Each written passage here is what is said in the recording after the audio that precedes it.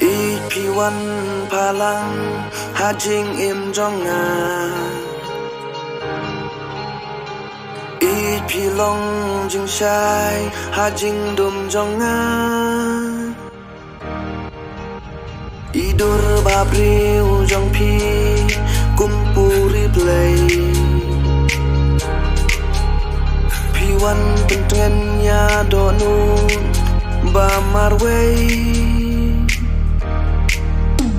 ngadu mensim jing in ngapi ngala ID ngan i dia pi ba i silin terkisni kum ba be hati sau ayam ngaru ngan i dia pi si jiu nam ba i hanga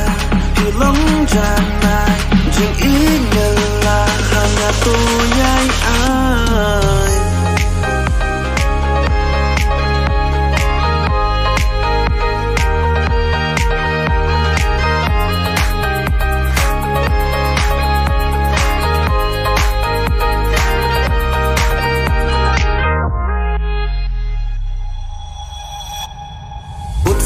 sin aba ngaken mau ya pi bat ya ki por banga don lang bat pi jing sou nan isur ba jam jong pi haba pikren i yanga bat pir ki jing i jong i kanang scam kanang mikisi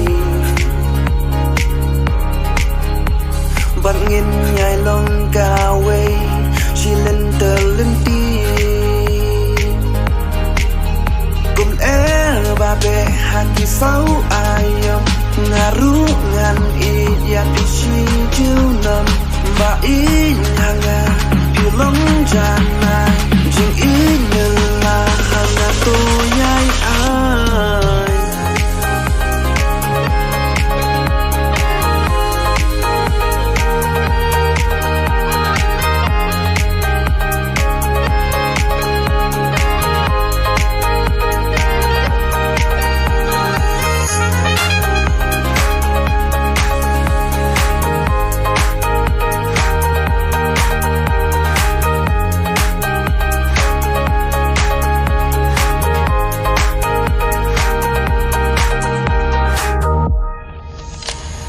ba itang ma phi marwe men sim jong nga ka dap ka shlay da jing it janai da jing it palay tong in it iway ya iway kum ba be haki sau ayam ngaru ngan it ya pishi jiu nam ba i